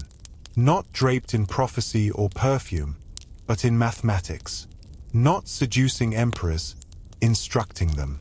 Her name was Hypatia, daughter of the last rational breath before the world exhaled fire. She wasn't born into safety. She was born into knowledge, which, back then, was far more dangerous. Her city was a paradox. It worshipped wisdom, but sharpened blades in the basement. It celebrated learning, as long as the questions didn't get too loud. And Hypatia? She was loud in all the wrong ways. She walked through the streets of Alexandria like she owned the stars. Not because she was arrogant, because she understood them. She could chart orbits while others debated omens. She could debate logic with men twice her age and half her clarity. She could solve equations most hadn't yet dared to write, and she did it in public, with chalk-stained hands and zero apology. But this wasn't some modern biopic. There were no standing ovations, no foundation grants, no glossy cover features under women in STEM. What there was resentment. Because nothing upsets fragile power like a woman who doesn't flinch. And Hypatia? She didn't flinch. She lectured in the open air, beneath statues of gods who were already crumbling. She drew diagrams for strangers in the dust. She taught philosophy like it was oxygen, and she handed it out for free. To some, she was the future. To others, she was a threat wrapped in robes. Because when you're a woman in a city where books are worshipped but women are not, your intelligence is treated like contraband. And yet, she kept speaking, kept writing, kept walking the halls of the great library, or what remained of it, as if the world wasn't cracking around her. Maybe she thought logic would protect her.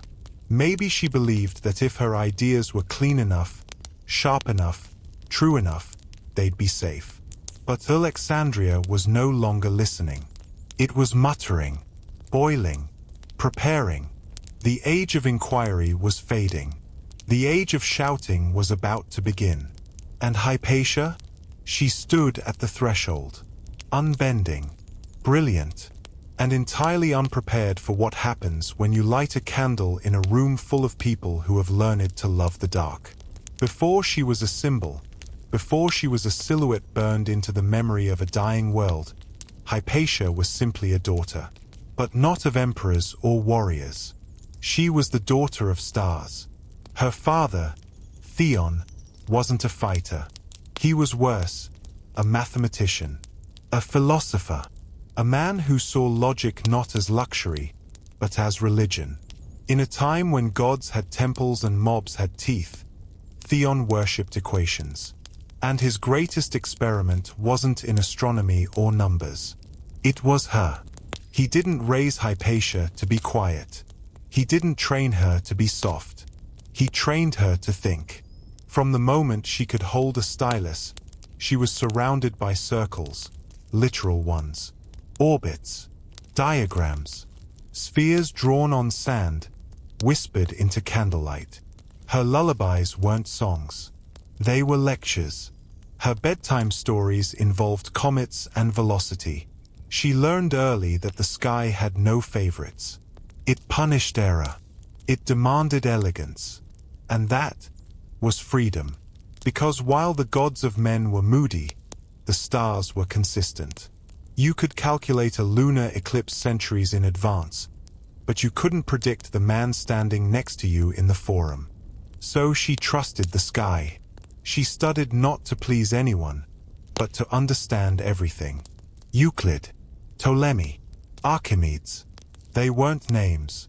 They were conversations she joined, centuries later, with ink-stained fingers and a mind sharp enough to answer back.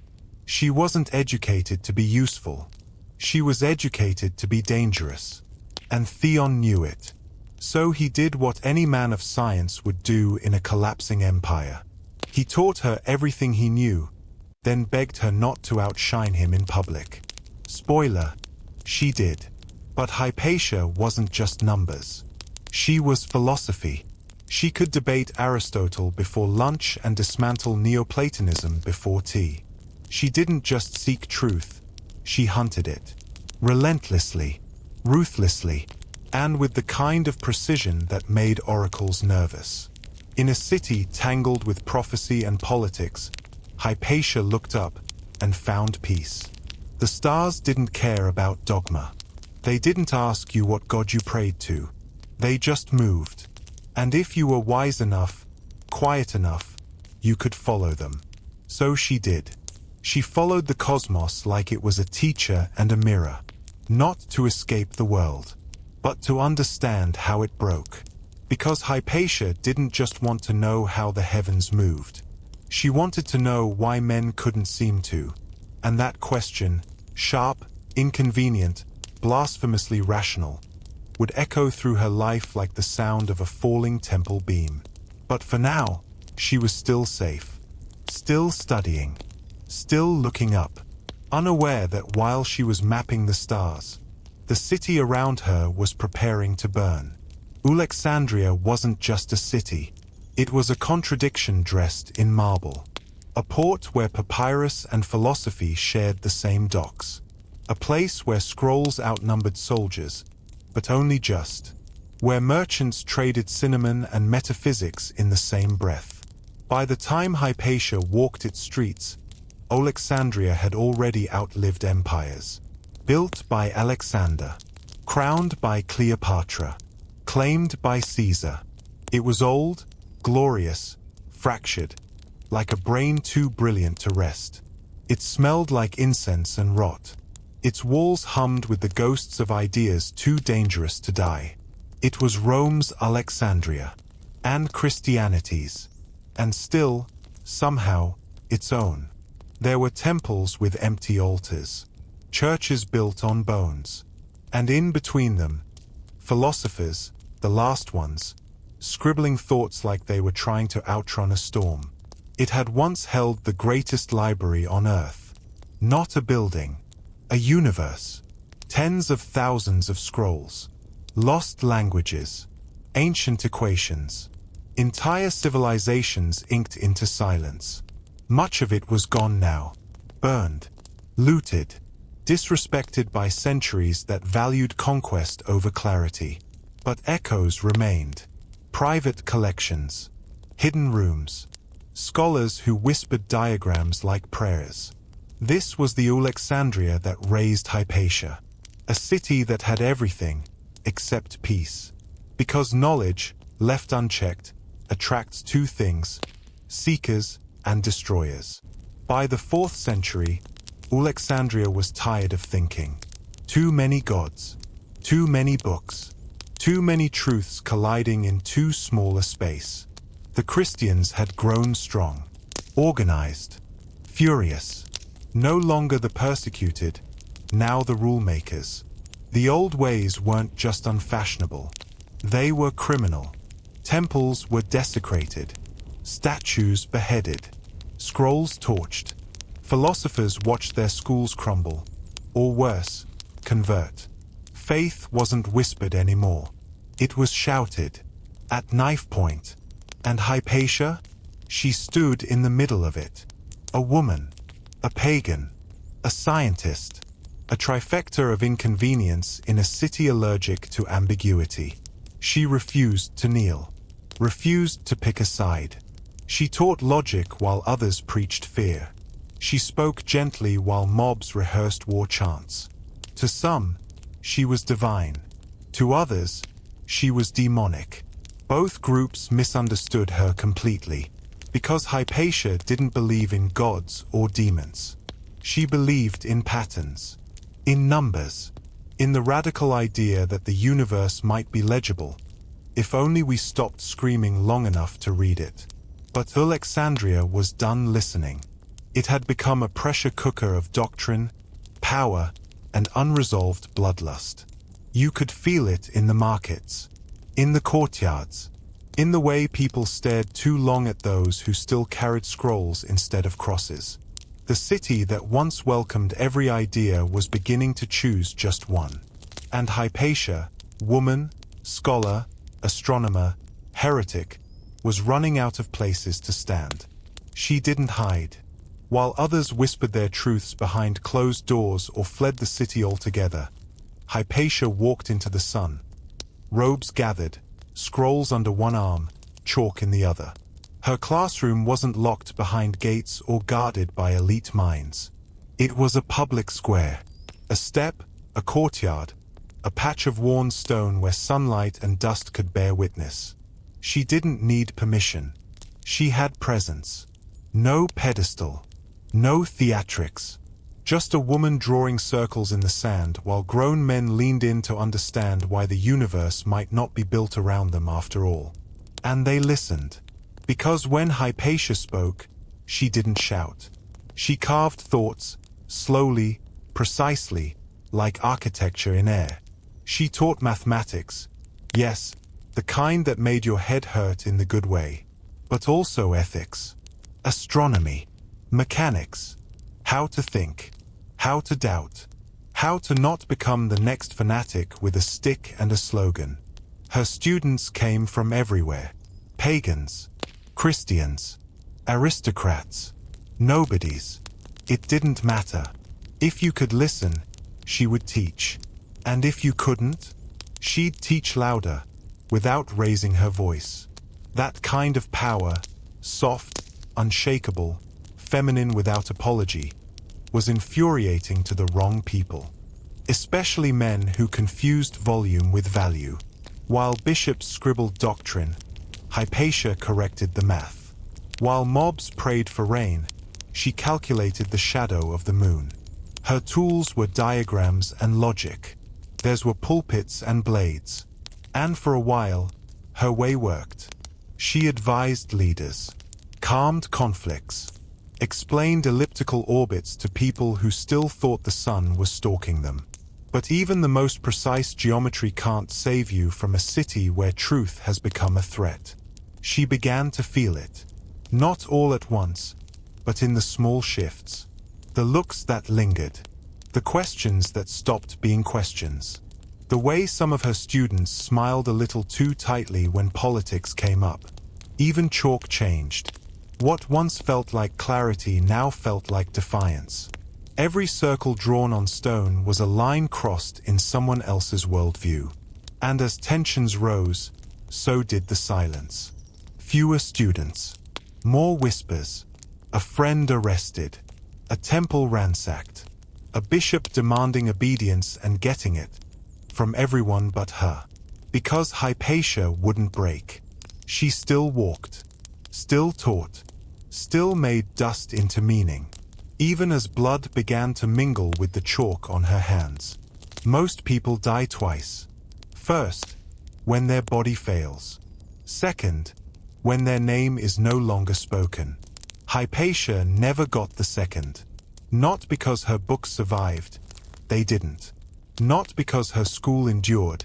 It didn't. But because her absence was too loud to forget. What we have left of her isn't a library. It's scraps. Echoes. A handful of letters. Some written to her. Some about her. None by her. The world didn't let her speak in her own voice. It left footnotes. Hearsay. Admiring sentences carved into other people's stories. Which, for a woman who taught clarity, is the cruelest irony of all. We know she wrote mathematics, philosophy, astronomy, We know she expanded her father's work, corrected manuscripts, taught by letter across empires. We know she developed instruments. We know she modeled celestial motion with such accuracy it made astrologers look like drunken guesses. And yet, no scroll remains. No title.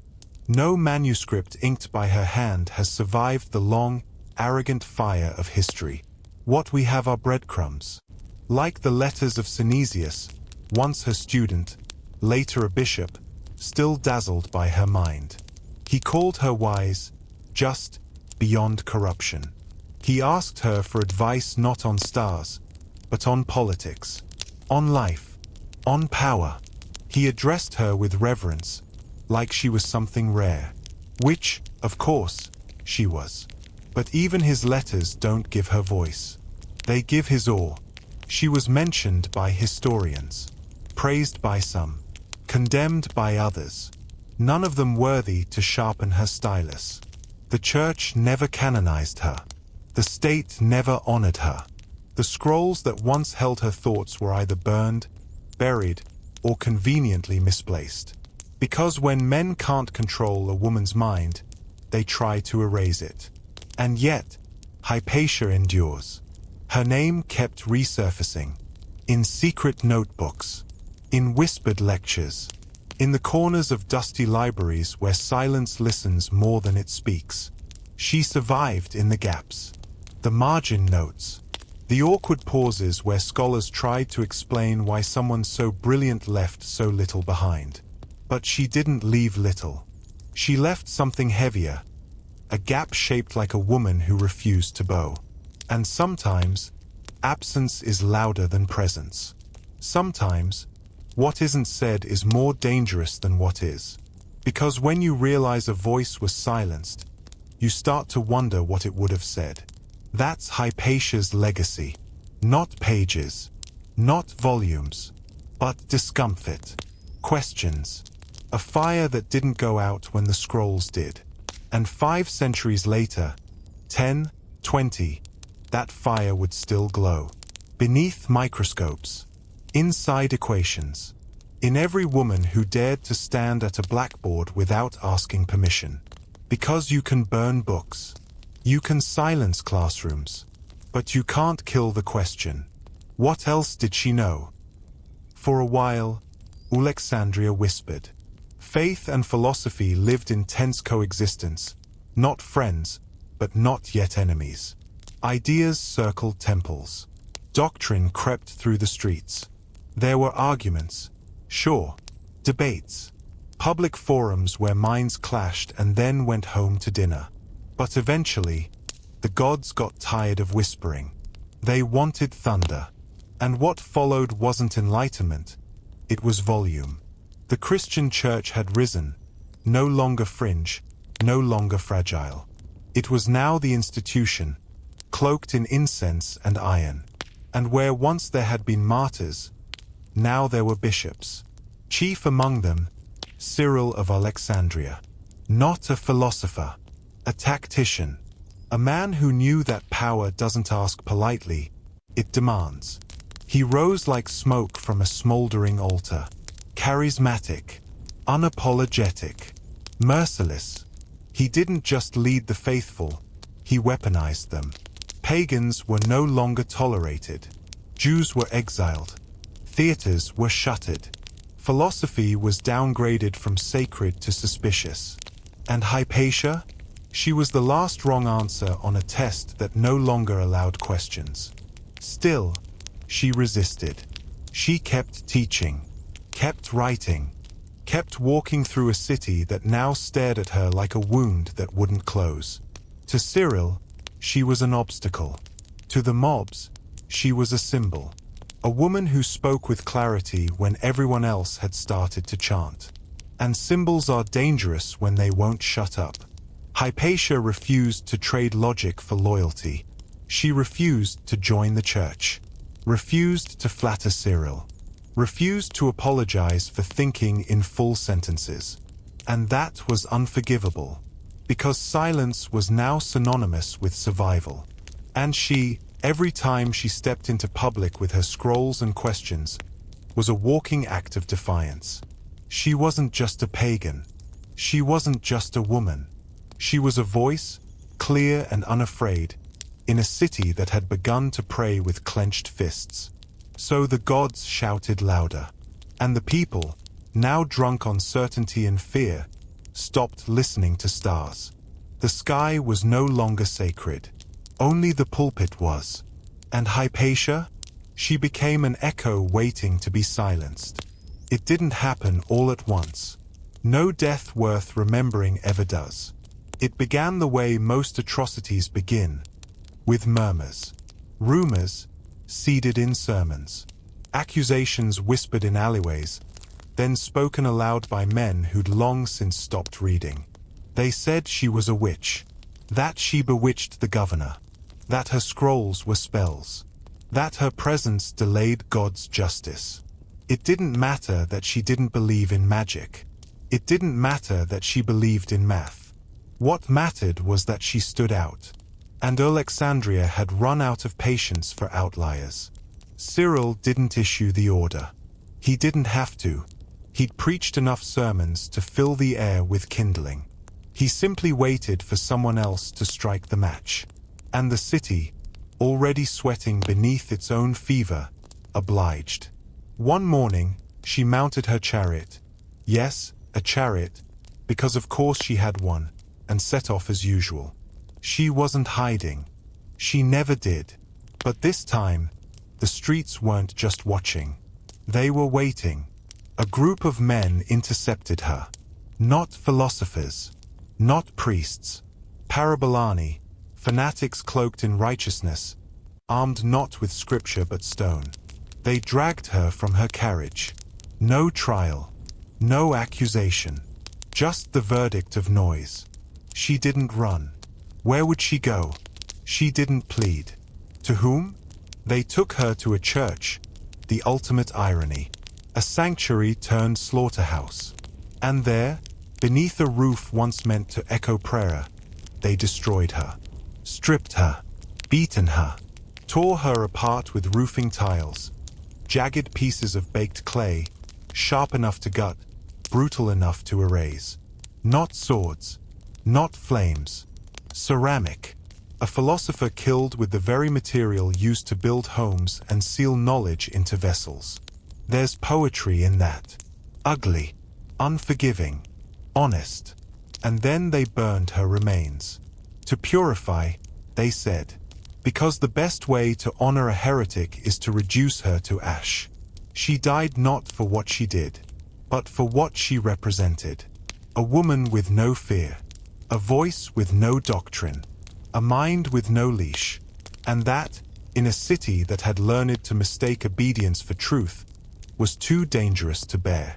She didn't die in battle. She didn't die surrounded by scrolls or students. She died surrounded by men too frightened to let her live. And when the tiles shattered bone, when blood met stone, when the last gasp left her lungs, the city exhaled. Finally quiet. Not from peace. From murder. They said it was for God. As if God had ever asked for blood scraped from marble floors. As if heaven needed a mathematician dismembered in a church. As if holiness required that her bones be broken before they could be burned. But they said it anyway. That Hypatia was an obstacle. That her mind led men astray.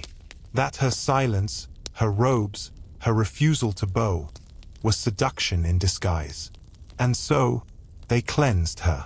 They dragged her from the street like a disease, carried her into a temple and turned it into a morgue. And when they were finished, when every last echo of her had been reduced to parts too small to recognize, they burned what remained. Because fire, you see, feels holy when you're the one holding the torch. No burial, no rites, just smoke curling into a sky that didn't flinch. The same sky she once charted. The same constellations she mapped, now watching without comment. And Alexandria, once proud, once curious, stood still. The woman who'd walked its streets with scrolls under her arms was now dust in its gutters. And the city pretended it didn't feel smaller without her. Those who'd admired her said nothing. Those who'd learned from her looked away. And those who'd killed her, they sang songs of triumph, of divine justice, of moral victory, as if gouging out the eyes of wisdom somehow made the world easier to navigate. Cyril, the bishop, the strategist, the man who'd never touched her but held the blade all the same, rose in power.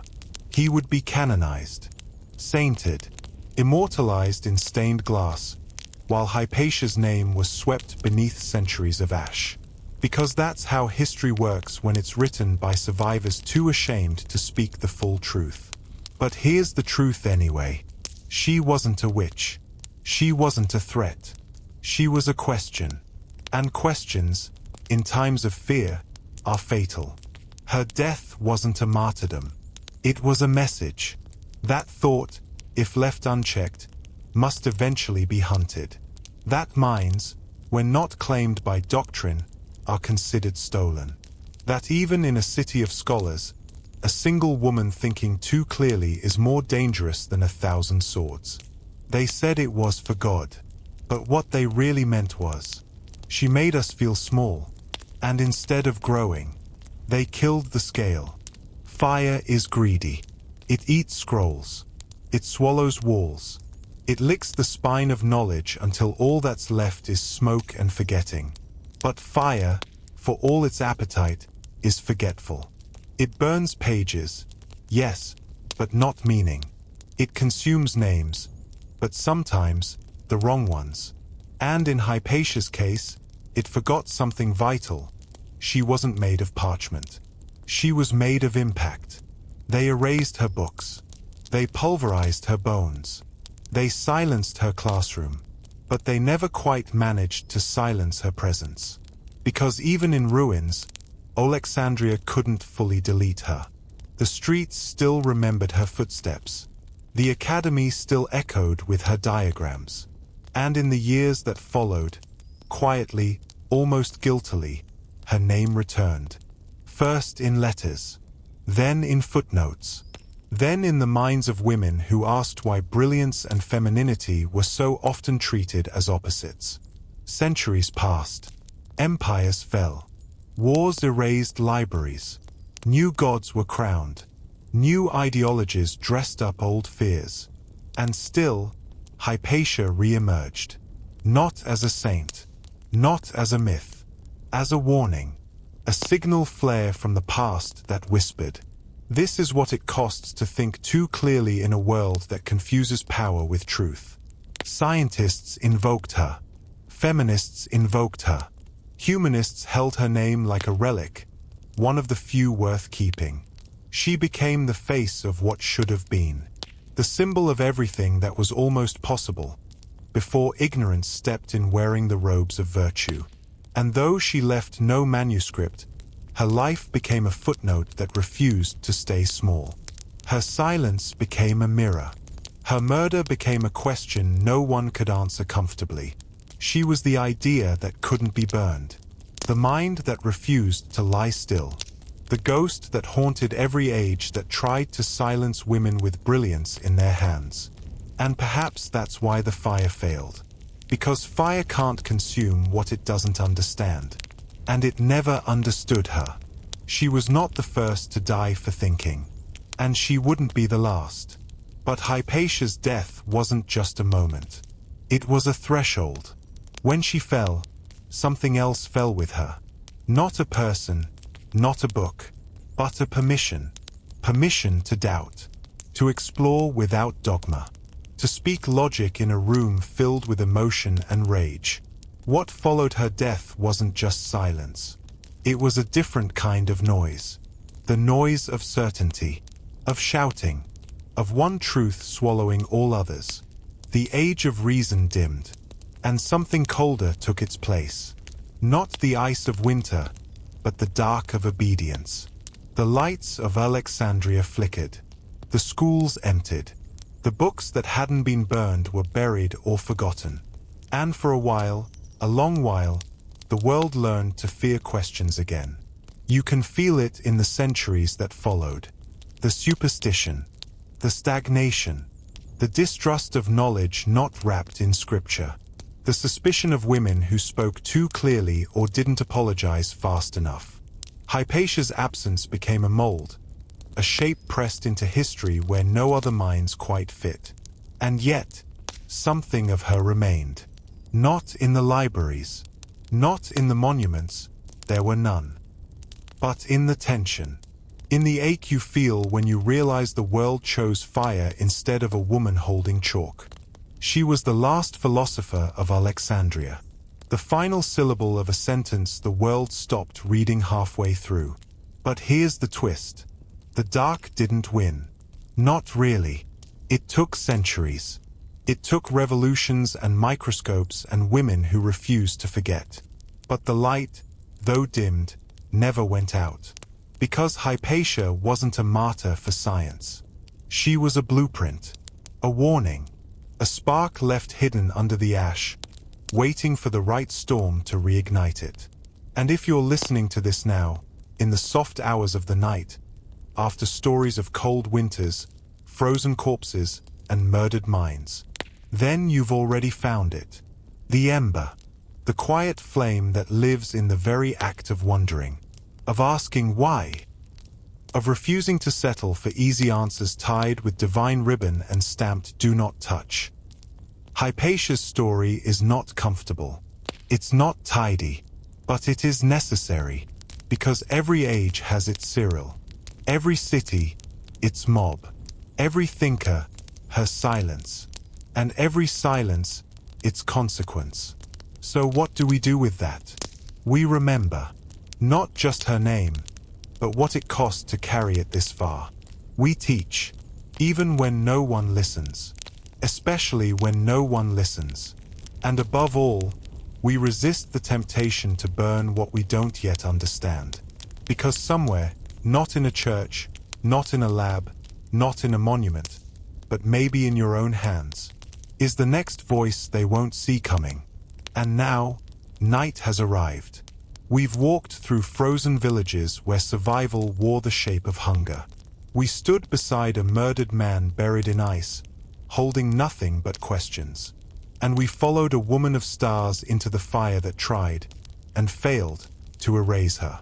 If any part of these stories kept you company tonight, then let that quiet be your own. Breathe, rest, and if your mind still wanders, let it. It means you're still asking.